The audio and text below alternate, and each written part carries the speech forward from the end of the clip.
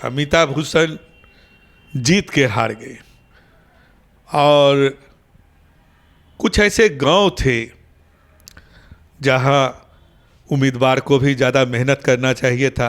कुछ ऐसे सटा हुआ 5-6 गांव जो था सो उनको नगण्य वोट दिया। इसके लिए कुछ कांग्रेस के लोग भी दोषी होंगे। जो दुर्दशा है नगर निगम की, इसमें हो सकता है कि अगर कुछ लोगों का और प्रेशर बढ़ेगा तो हम।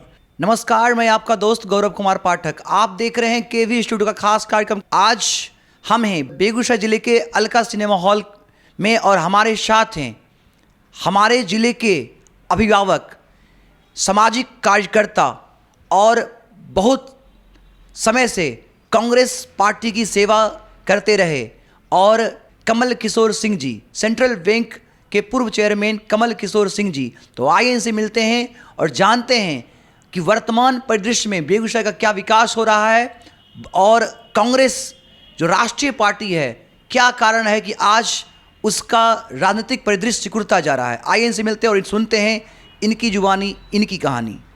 नमस्कार सर। सर्वप्रथम मैं केवी स्टूडियो की ओर से आपका बहुत बहुत स्वागत करता हूं, हार्दिक अभिनंदन करता हूं। मैं भी केवी स्टूडियो का स्वागत और अभिनंदन करता हूं कि हमारे ऐसे एक अदना कार्यकर्ता का आप इंटरव्यू के लिए आए।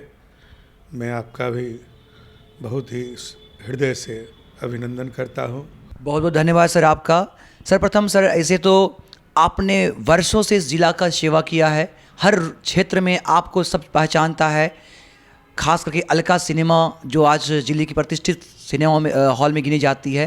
फिर भी मैं चाहूँगा कि जो दर्शक यहाँ से आपको देख पा रहे हैं, नई पीढ़ी के जो दर्शक हैं, उनसे अपना परिचय साझा करें। मेरा नाम कमल किशोर सिंह है। मैं यहीं काली स्थान के बगल में पोखरिया ग्राम से जाना जाता है, वहीं पे मेरा मकान है। और मेरे दादाजी ही बीहट से यहाँ आके बस गए और वो बेगूसराय में BPHI स्कूल में टीचर का काम करते थे। उनका नाम बोढ़न बाबू था और असल नाम था राम पदारथ सिंह। वो मैथ के टीचर थे। मेरे फादर भी MA पास थे और पटना यूनिवर्सिटी से पढ़े हुए थे, लेकिन उन्होंने कई जॉब को छोड़ के उन्होंने बिजनेस स्थापित किया और बिजनेस में बहुत वो आगे बढ़े। सिनेमा हॉल हमारा करीब 55 साल से ऊपर हो चुका है और इसके संस्थापक हमारे पिताजी और उनके 2-3 मित्र और रिश्तेदार थे। कई वर्षों से सिनेमा हॉल अब कॉमर्शियल बिजनेस के रूप में नहीं रहा, फिर भी एक बेगूसराय का अलका सिनेमा हॉल गौरव के रूप में देखा गया है और इसकी एक पहचान है इस ज़िले में, अलका सिनेमा हॉल से इस ज़िले की भी। इसलिए हम बिजनेस कम करते हैं और इसको स्थापित किए हुए हैं ताकि गरीब और ख़ास करके नौजवान, महिला हो पुरुष हो जो भी हो, वो मनोरंजन का कोई साधन नहीं है। बेगूसराय में कोई ऐसा बड़ा पार्क नहीं है, कोई ऐसा जगह नहीं है जहां वो मनोरंजन कर सके।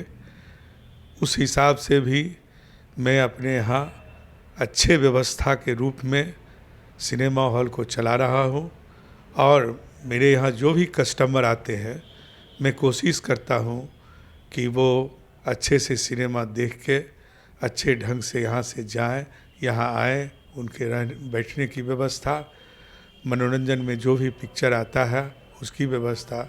लेकिन अभी कोरोना के पीरियड में पूरे सिनेमा जगत को बहुत बड़ा लॉस हुआ है और सारे चीज़ के लॉस की भरपाई भारत सरकार और बिहार सरकार ने किया है और उसको एक सब्सिडी देने का काम किया है। और सिनेमा जगत इतना बड़ा कारोबार है, इसके ऊपर सरकार का कोई ध्यान नहीं है और इसको कोई सब्सिडी। हमारा एक ही मांग है और कई वर्षों से हमारे सिनेमा जगत के लोग, प्रोड्यूसर, डायरेक्टर, एग्जीबिटर लोग ये मांग करते रहे हैं जो सिनेमा हॉल को भी, सिनेमा जगत को भी इंडस्ट्रीज़ का दर्जा दे दिया जाए। ताकि इंडस्ट्रीज़ का दर्जा देने के बाद बैंक से और भी सरकार की कोई बहुत सारी सब्सिडी होती है, उसका लाभ भी सिनेमा हॉल को मिलना चाहिए, ताकि सिनेमा और अच्छे ढंग से, अच्छे तरीक़ा से दिखाया जाए और लोकल जो भोजपुरी पिक्चर बनती है, मैथिली पिक्चर बनती है, जो बिहार में बनता है, और बिहार में भी अगर सरकार चाहे तो इतना कला का, खास करके मेरे बेगूसराय में भी बिहट है और कई गांव हैं, यहाँ कलाकार भरे हुए हैं, गाने वाले हैं, नृत्य करने वाले हैं, बहुत सारे नाटक करने वाले हैं, बहुत सारे राष्ट्रीय पुरस्कार भी जीत के आए हैं। अगर बिहार सरकार चाहे तो इसको बहुत एक इंडस्ट्रीज़ के रूप में बहुत बड़ा एक उद्योग खड़ा करे और नौजवानों का, लड़कियों का, लड़कों का एक उद्योग जगत में रोजगार और उसके कला को आगे बढ़ने का मौका मिलेगा, और इससे समाज भी सुधरेगा और समाज में एक अच्छे वातावरण का नींव पड़ेगा। और आज हम लोग भी उन्हीं के दिए हुए इस बिजनेस को चला रहे हैं।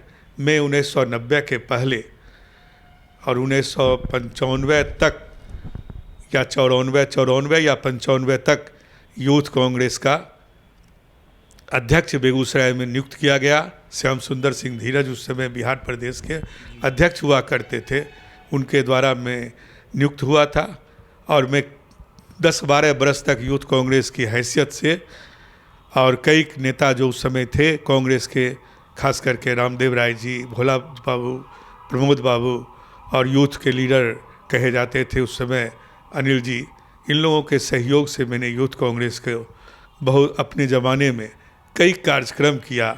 मैंने बिट्टा ऑल इंडिया के अध्यक्ष को यहाँ लाने का काम किया, मैंने सीताराम केसरी जी को यहाँ लाने का काम किया। ये सब हमारे यूथ कांग्रेस के बैनर के तले ही बेगूसराय ज़िला में आए थे, और कई कार्यक्रम हमारे यूथ कांग्रेस का किया। राजीव गांधी भी आए थे, तो उस समय मैं ही यूथ कांग्रेस का, मेरा ही सौभाग्य था जो मैं यूथ कांग्रेस का अध्यक्ष था। उसके बाद 96 में मुझे कुछ कॉपरेटरों के द्वारा, मुझे एक कॉपरेटर प्रबंधक के रूप में रमाकांत जी थे, उन्होंने कहा कि आप सहकारिता से जुड़िए, आपके ऐसे नौजवानों को कोऑपरेटिव में आना चाहिए। मैंने पहली बार वाइस चेयरमैन का चुनाव कोऑपरेटिव बैंक में, उस समय अध्यक्ष सरकार के द्वारा मनोनीत होते थे।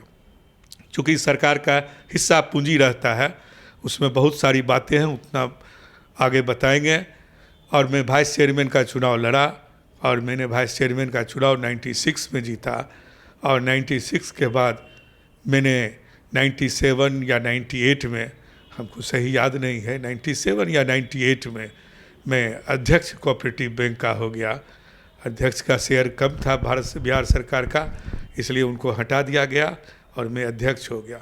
और लगातार मैं उन्हें 2017 तक, उसके पहले मैं 3 बार अध्यक्ष रहा कोऑपरेटिव बैंक में, लेकिन मेरी समिति शहर की समिति हो गई, और एक्ट और रूल के मुताबिक शहर का समिति वाइस चेयरमैन का ही चुनाव लड़ सकता है।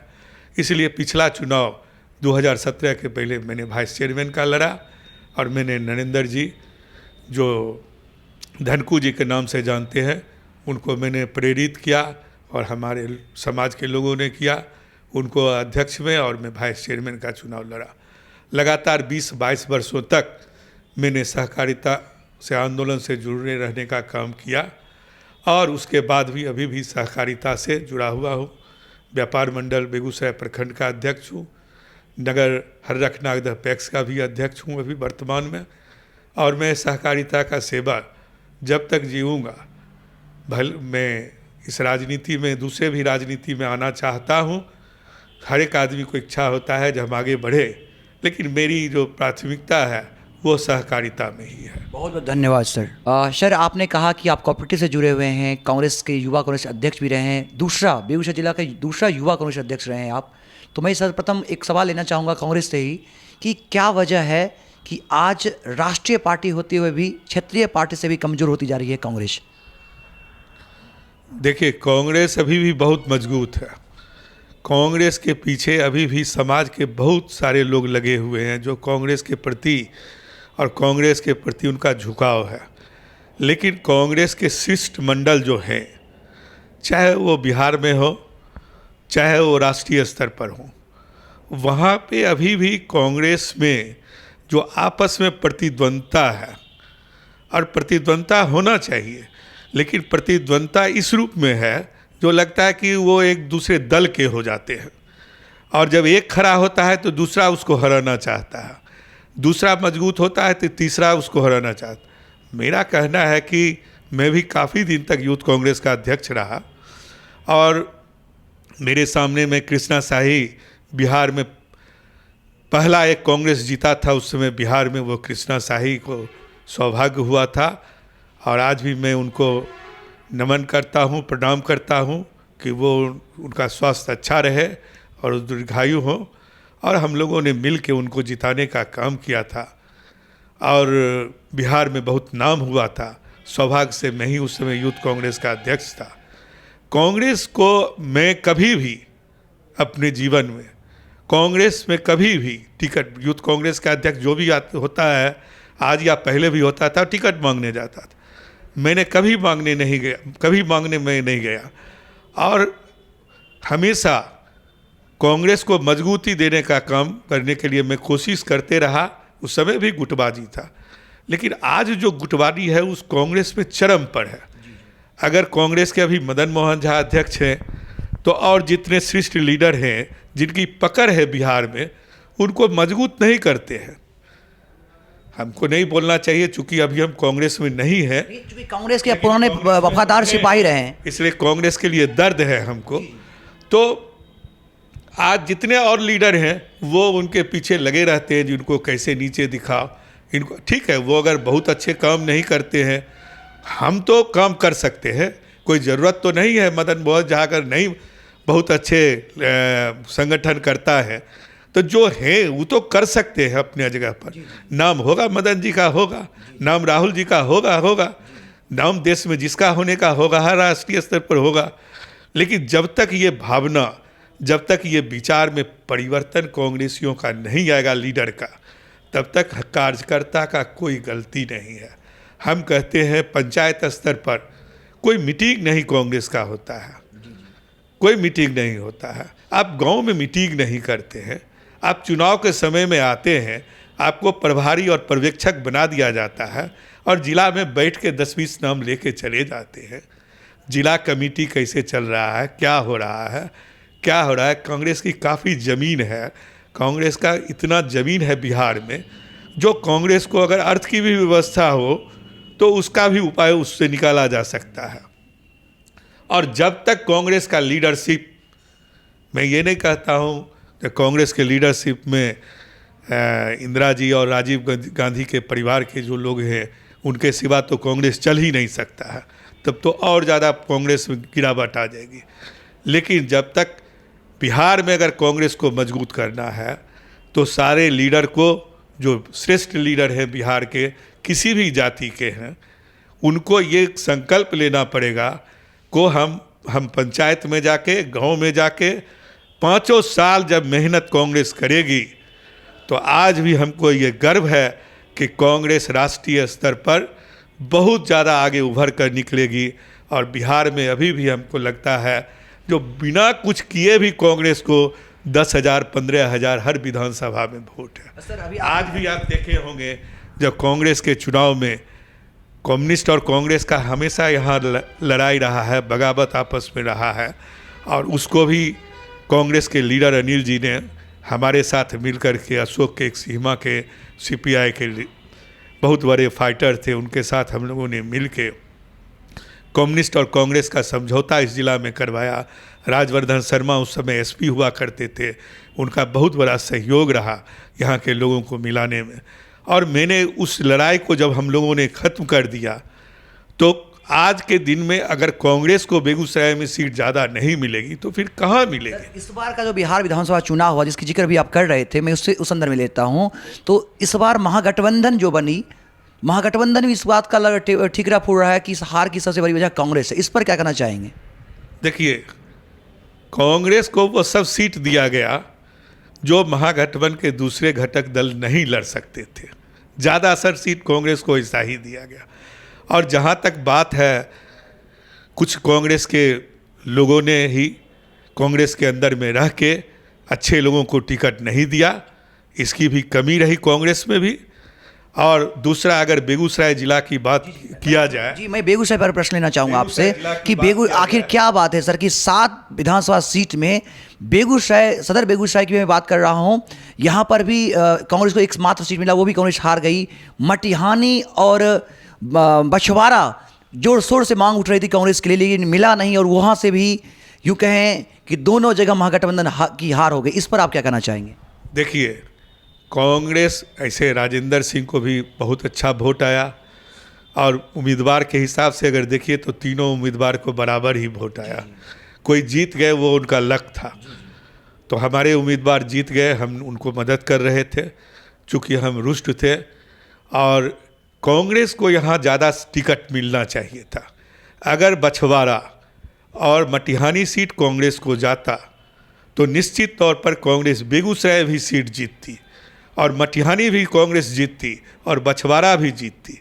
इससे तो महागठबंधन को भी नुकसान हुआ कि बेगूसराय में कांग्रेस को भी नुकसान हुआ। जहां कांग्रेस 3 सीट जीतती, वहां कांग्रेस 0 हो गई। तो ये तो हमारे नेता लोग जो हैं, उनको इसके लिए संघर्ष करना चाहिए था, और इसका असर पड़ता बगल के ज़िला में, खगड़िया में, लखीसराय में।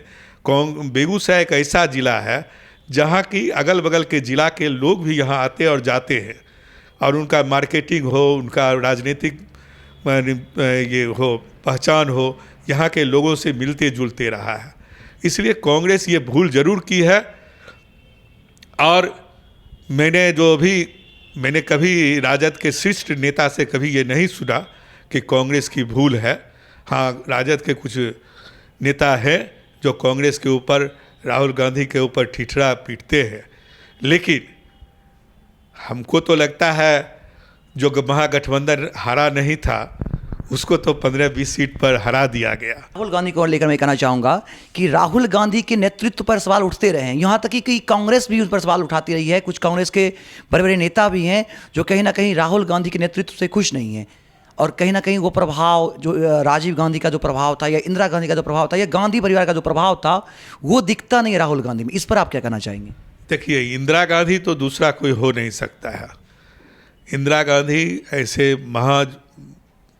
उनको देवी भी कहा जा सकता है, दुर्गा कहा गया। अटल बिहारी वाजपेयी उनको दुर्गा कहे, और उनको पूछा गया था अटल जी को जो देश के नेता कौन हैं, तो उनमें उन्होंने नाम इंदिरा गांधी का नहीं लिया था।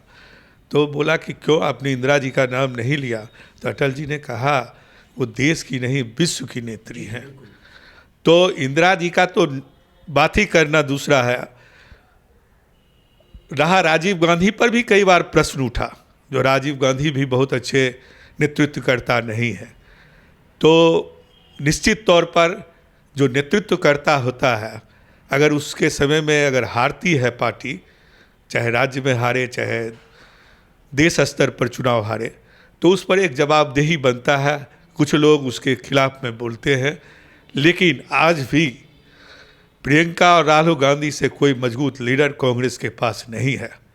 अब दोनों भाई बहन को ये तय करना है जो लीडरशिप कौन संभालेंगे। अगर उस दोनों भाई बहन में कोई भी अगर लीडर रहेगा, वही कांग्रेस का लीडर होगा, वही देश को, कांग्रेस को आगे ले जा सकता है, और कांग्रेस का दूसरा कोई विकल्प नहीं है। बहुत बहुत धन्यवाद सर। सर, बेगूसराय में कांग्रेस हार गई, सुनने में आ रहा था कि कांग्रेस ही जीतेगी यहाँ से, लेकिन यहाँ से भी कांग्रेस हार गई, अमिताभ भूषण यहाँ से हार गए। इस पर आप क्या कहना चाहेंगे? देखिए, अमिताभ भूषण जीत के हार गए, और कुछ ऐसे गांव थे जहां उम्मीदवार को भी ज़्यादा मेहनत करना चाहिए था। चूँकि हम उस समय बेगूसराय विधानसभा, मेरा वोट भी हम यहीं देते हैं, यहीं के रहने वाले भी हैं, लेकिन मैं दूसरे चुनाव में व्यस्त रहने के कारण इसमें कोई समय नहीं दे सका, किसी के लिए भी नहीं। माने ये नहीं है जो उनके खिलाफ में या उनके सपोर्ट में। अमिताभ भूषण को 2, 4, 5, 6 ऐसा गांव था जहाँ पे उनको थोड़ा ध्यान देना चाहिए था। वहाँ एक जाति के लोग थे जिनसे वो खुद भी उसी जाति की है, फिर भी पता नहीं किस कारण से उनको वोट नहीं दिया। अमिताभ भूषण काम तो अच्छा की थी, कोई उनके ऊपर आज का जो समाज है जिसमें चोरी, बेईमानी, घुसखोरी, पैसा लेना, ये सब तो उनके ऊपर नहीं था। लेकिन फिर भी चुनाव होता है, वो 2-4 हज़ार मतों से हार गई। सारे लोग बोलते थे वही जीतेंगी। लेकिन उसका मुख्य कारण यही हुआ, जो बेगूसराय से सटा हुआ 5-6 गांव जो था, सो उनको नगण्य वोट दिया। इसके लिए कुछ कांग्रेस के लोग भी दोषी होंगे।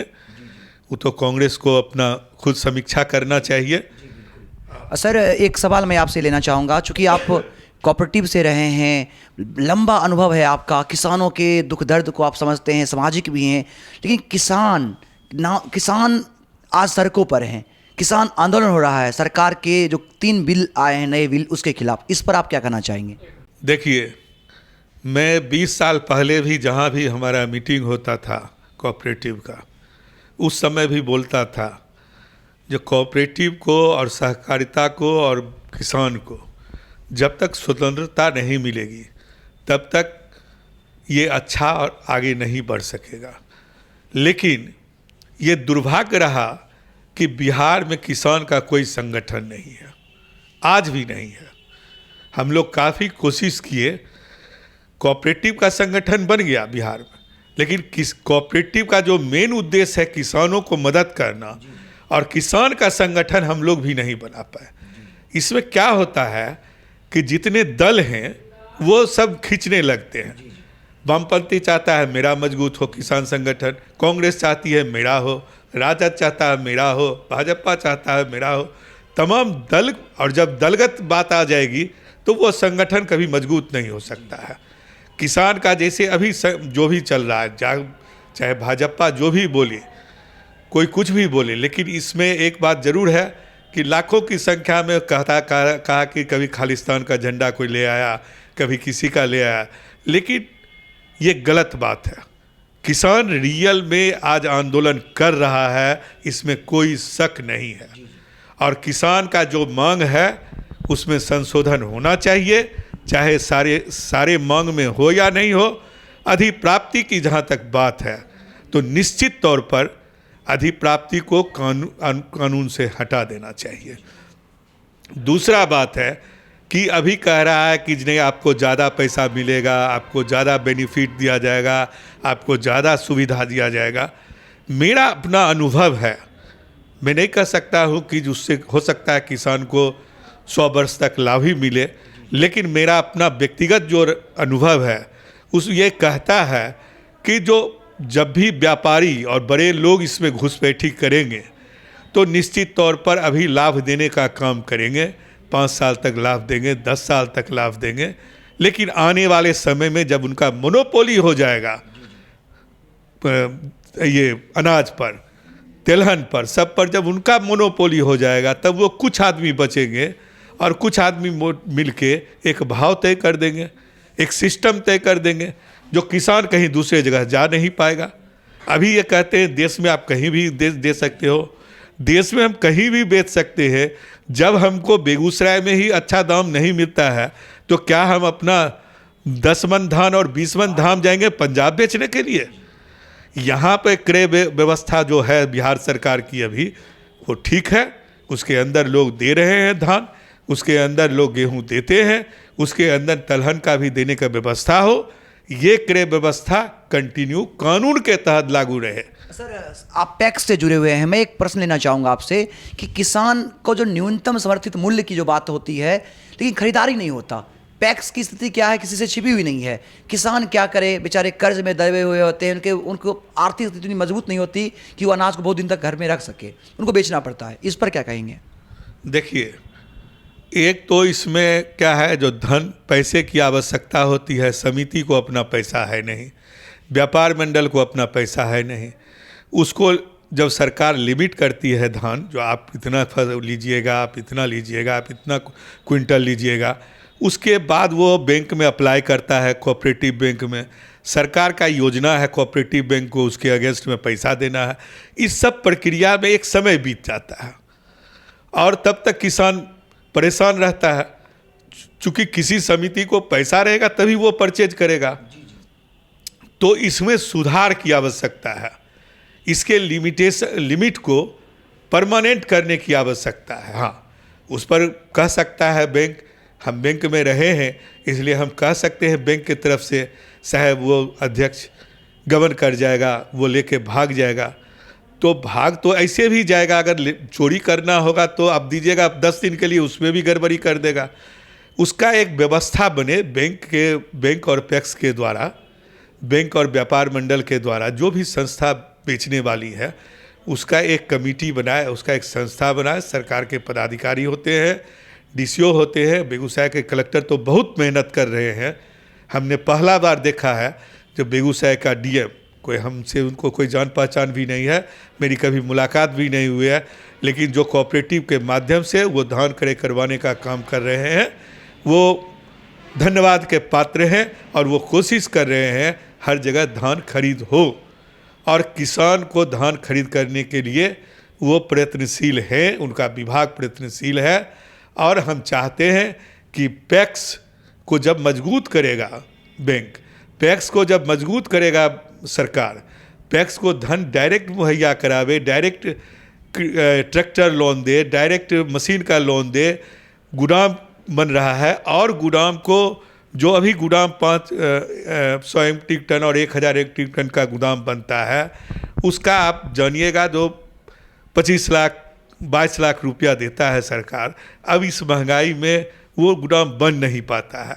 इसके लिए उसको रिवाइज करे सरकार। एक ही चीज़ को 10 साल 20 साल तक अगर घटती एक एस्टीमेट को जाएगी, उसको रिवाइज करे। बेगूसराय में बहुत गोदाम है और भी गोदाम की आवश्यकता है। गोदाम रहेगा तो क्रय होगा, क्रय होगा, गोदाम रहेगा तो किसान उसमें धान दे देगा, 10 दिन नहीं 15 दिन में उसको भुगतान होगा। और पैक्स के अध्यक्षों का ये जवाबदेही बहुत बड़ा बनता है कि वो ईमानदारी से क्रय करने का काम करे। बहुत बहुत धन्यवाद सर। सर बेगूसराय में, मैं बिहार की बात नहीं कर रहा हूँ, मैं बेगूसराय की हूँ तो वहीं की बात करता हूँ कि अपराध लगातार बढ़ती जा रही है। बहुत सारे उदाहरण कुछ पिछले कुछ दिनों देखा जा रहा है, तो बढ़ते हुए अपराध पर आप क्या कहना चाहेंगे? देखिए, अपराध एक ऐसी चीज़ है, अपराध को कोई होने से रोकता नहीं है, लेकिन अपराध की घटना को पकड़ना जरूरी है। प्रशासन का काम है, जो वो अगर घटना कोई हुई तो उसकी गिरफ्तारी, उस पर न्यायालय में न्याय जल्दी मिले। और इस पर एक मेरा अपना विचार है। हम शहर में रहते हैं, गांव हमारा ज़्यादातर आबादी गांव का है और नौजवान जो है, बेरोजगार नौजवान जो है, कई हज़ार, 10,000, 20,000, 50,000 रोज़ शहर आता है और रोज़ शहर से वापस जाता है और बेरोजगारी उसके पास में है। और बेरोजगारी जब रहेगा तो वो देखता है कि जो वो कमल सिंह बढ़िया पैंट शर्ट पहन के घूमते हैं, फलाना ये बढ़िया चिकन खा रहा है, फलाना बढ़िया होटल में जा रहा है, तो उस नौजवान को भी तो शौक़ होता है। एक बुजुर्ग होने के बाद कम शौक़ हो जाता है। महिलाओं को गांव में रहने के बाद थोड़ा कम रहता है, थोड़ा सहनशील भी महिला होती है, लेकिन नौजवान सहनशील नहीं होता है। चूँकि हम भी नौजवान रह चुके हैं, उत्तेजित रहता है, वो चाहता है गर्मजोशी से हमको कुछ मिले, हम कुछ कमाएं और आगे बढ़े, लेकिन उसको तो रोज़गार है नहीं। तो रोज़गार नहीं है तो चोरी डकैती, लूटपाट, छीना झपटी, शराब में होम डिलीवरी करना, ये सब तो होगा ही। इसको कैसे आप जनसंख्या कंट्रोल कीजिए, मूल चीज़ को पकड़िए, जनसंख्या कम कीजिए, इस पर कानून भारत सरकार बनाए। तो जनसंख्या नियंत्रण बिल की बात जब बात होती है, जनसंख्या नियंत्रण कानून की जब बात होती है, तो विरोधी इस पर खड़े हो जाते हैं। भाजपा पर यह आरोप लगाया जाता है कि ये भाजपा इस पर राजनीति कर रही है। इस पर आप क्या कहना चाहिए?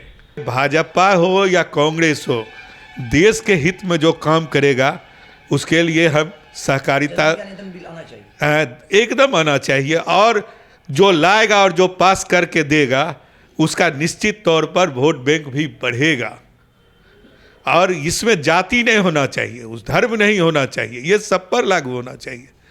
चूँकि अब हम देखते थे 25 साल पहले जो भी गाड़ी चलता था, जो भी मोटरसाइकिल चलता था, 90% लोगों को हम लोग पहचान जाते थे। अभी हम लोग 10% लोगों को भी नहीं पहचान पाते हैं, चूँकि जनसंख्या इतना बढ़ गया। बेरोजगारी दूर करने के लिए ऐसे सरकार को स्कीम लाना चाहिए। बिहार में इतना काम है, अगर इंडस्ट्रीज यहाँ छोटा छोटा बढ़िया लगाया जाए, जैसे हमारे एक राज्यसभा के सदस्य थे, वो राजद से हैं, दिल्ली में रहते हैं, बड़े बिजनेसमैन हैं। उन्होंने कहा कि मैं बिहार में बहुत बड़ा उद्योग लगाना चाहता था, सरकार के, नीतीश सरकार की गलती की वजह से या जो भी कारण हो हम नहीं लगा सके। तो ऐसे जो उद्योगपति हैं, उनका नाम अभी हम मिस कर रहे हैं, राज्यसभा के सदस्य हैं, गया जिला के से आते हैं, तो उनके ऐसे उद्योगपति को बिहार में लाया जाए, बड़े बड़े उद्योग को लाया जाए, जैसे रिफाइनरी है, जैसे फर्टिलाइज़र है, थर्मल है, इसके साथ साथ छोटा छोटा उद्योग लगेगा तो निश्चित तौर पर बेगूसराय ने पूरे बिहार में जो बेरोजगारी की समस्या है वो दूर होगी और क्राइम ऑटोमेटिक ख़त्म हो जाएगी। बहुत बहुत धन्यवाद सर। सर, ऐसा सुनने में आया है कि नगर निगम का जो चुनाव बहुत जल्द होने वाला है, इसको लेकर आपके नाम बाहर आ रहे हैं विभिन्न सूत्रों के माध्यम से, आप इस पर क्या कहना चाहेंगे? देखिए, नगर निगम का जहाँ तक बात है, एक दो वार्ड से हमको वहाँ के वार्ड के जो सदस्य हैं या उसके वहाँ के जो नागरिक हैं, जो वोटर हैं, कई लोगों ने हमसे संपर्क किया है एक वार्ड के। उन्होंने बोला कि आप चुनाव यहाँ से लड़िए और मेयर के लिए लड़िए, चेयरमैन के लिए लड़िए। मैं अभी पूर्ण रूपेण इस पर गंभीरता से सोचा नहीं हूँ, लेकिन जो बेगूसराय शहर की स्थिति है, मैं उपेंद्र सिंह जो पूर्व अभी जो मेयर है, वो मेरे बड़े भाई के समान है और मेरा उनके साथ बहुत ही घनिष्ठ संबंध है। लेकिन पारिवारिक संबंध होना और राजनीतिक दोनों दो चीज़ है। लेकिन राजनीतिक में जो भी हो, उनका हो, उनके कमेटी का हो, चाहे जो प्रबंध निदेशक उसके हैं, जो एमडी जिसे हमारे बैंक में कहलाते हैं, वैसे भी उसके भी होते हैं नगर आयुक्त, उनकी गलती हो। आज के दिन में नगर निगम के एरिया में मेन रोड का इंक्रोचमेंट ऐसा हो गया है। आप साहब, इंक्रोचमेंट को हम ये नहीं कहते गरीबों को आप लात मार दें, भगा दें, लेकिन कम से कम शहर में आने जाने लायक तो रहने देना चाहिए। और जो भी नई बिल्डिंग बनती है, चाहे वो मेरा हो चाहे किसी का भी हो, वो कानून के मुताबिक बने। अगर 2 फ्लोर 3 फ्लोर का शहर में रोड पे मकान बनता है तो उसमें जितना नगर पालिका के में ज़मीन या मान लीजिए किसी का भी हो, कोई भी कितना ताकतवर आदमी हो, तो उसको प्लानिंग के मुताबिक ही बनाना चाहिए, तभी ये शहर सुधर सकता है। इसीलिए जब मैं शहर में घूमता हूँ, शहर में रहता हूँ, यहीं मैंने जन्म लिया है और पुराने वार्ड के हिसाब से तो कोई ऐसा वार्ड नहीं है जहाँ के 100, 200, 500 लोग हमको जानते नहीं हैं, हमसे अच्छा संबंध नहीं है और मैंने किसी का कुछ बिगाड़ा नहीं है। और जो नया भी भोला बाबू के समय में जो निगम बना, उसमें भी जो वार्ड आए, वो सब भी नए जो छोटे छोटे गांव थे वो सब भी आए, उनसे भी मैं बहुत जुड़ा रहा। हम कोऑपरेटिव में थे और कभी नगर के तरफ ध्यान भी नहीं देते थे, लेकिन जो दुर्दशा है नगर निगम की, इसमें हो सकता है कि अगर कुछ लोगों का और प्रेशर बढ़ेगा तो हम नगर पालिका नगर वार्ड के लिए चुनाव नहीं लड़ेंगे। जब भी हम लड़ेंगे तो चूँकि हम उस संस्थान पर रहे हैं, जिला स्तरीय के कोऑपरेटिव बैंक का हम चुनाव लड़े हैं, इसलिए जब भी वहाँ भी तो पैक्स से हमको चुन के आना पड़ता था, वैसे वार्ड से यहाँ चुन के आएंगे। सेम ही है, वो भी सहकार कोऑपरेटिव है, ये भी कोऑपरेटिव है। इसलिए अगर लोगों का रहेगा मन, लोगों का दबाव बढ़ेगा, तो निश्चित तौर पर मेरा दोस्त भी वार्ड कमिश्नर था, वो अब नहीं रहा इस दुनिया में, विपिन कुमार सिंह उसका नाम था। हम लोग जिगरी दोस्त थे, हमेशा साथ रहते थे। हम बड़े भाई भी सुनील कुमार सिंह वार्ड कमिश्नर रह चुके हैं, उसका चचेरा भाई भी अभी वार्ड कमिश्नर सुनील सिंह है। मेरा दोस्त भी है, मेरा रिश्तेदार भी है, वो भी पोखरिया में रहता है, हम भी रहते हैं। हम लोग का ससुराल एक जगह है, हम लोग काफ़ी घनिष्ठ मित्र हैं। लेकिन कभी अभी तक नगर पालिका के चुनाव की तरफ मैंने ध्यान नहीं दिया है। कुछ 1-2 वार्ड से प्रेशर बन रहा है। मेरा वार्ड तो महिला वार्ड है, इसलिए वहाँ से तो हम लड़ ही नहीं सकते हैं। बगल का भी वार्ड महिला है, लेकिन और है शनिचरा स्थान के तरफ और भी वार्ड है जिसके लोग कह रहे हैं। देखते हैं, अगर ज़रूरत महसूस होगी तो निश्चित तौर पर शहर के विकास और शहर को आगे ले जाने के लिए मैं राजनीतिक में ही सब दिन रहा हूँ, इसीलिए बड़ा बिजनेसमैन नहीं बन सका। कम उम्र में ही 25 साल की उम्र में ही यूथ कांग्रेस का अध्यक्ष बन गया। बहुत बहुत शुभकामनाएं सर। आपने लगातार सेवा किया है कोऑपरेटिव में, और जहां भी रहे आप लगातार सक्रिय रहे सामाजिक कार्यकर्ता के रूप में भी। जिला में भी आप जिला की राजनीति में भी आए। हमारी संपूर्ण टीम की ओर से आपको बहुत बहुत शुभकामनाएं और बहुत बहुत आभार और धन्यवाद कि आज आपने अपना समय हमारे साथ दिया। इसके लिए संपूर्ण केवी स्टूडियो की ओर से मैं आपका हार्दिक अभिनंदन करता हूं, स्वागत करता हूं। मैं आपका भी अभिनंदन करता हूं। केवी स्टूडियो के संस्थापक ENT के डॉक्टर रोशन कुमार जी, जो बेगूसराय जिला के ही मूल रूप से रहने वाले हैं और वो बहुत ही अच्छे काम कर रहे हैं। मैं उनको अपनी ओर से पूरा ये देता हूँ कि जितना ज़्यादा से ज़्यादा वो आगे बढ़ें और जितने रोगी को ठीक करेंगे, उनका है उतना ही विशाल हृदय जो है, उसको कम भी पैसा लेके भी जो उनके पास जाता है, गरीब का भी वो मदद करते हैं। मैं उसके लिए ज़्यादा उनको धन्यवाद देता हूँ। वो डॉक्टर और समाज सेवी दोनों हैं और मैं चाहता हूँ कि समाज में वो भी आने वाले दिनों में वो भी आगे आए और राजनीतिक में भी कभी ज़रूरत पड़ेगा तो मैं उनको मदद करूँगा। और हम चाहते हैं कि उनका ये संस्था, उनका ये ग्रुप बहुत आगे बढ़े। और इसी के साथ मैं अपनी बातों को समाप्त करता हूँ। जय सहकारिता, जय धन्यवाद। बहुत बहुत धन्यवाद सर। तो अभी आपने सुना इनके ये विचार जल्द ही हमारे YouTube channel stars of Begusarai पर आप देख पाएंगे। उसे सब्सक्राइब करें और हमारे Facebook page doctor Roshan Kumar को ज्वाइन करें। कैमरामैन शिवम के साथ मैं गौरव कुमार पाठक, केवी स्टूडियो बेगूसराय।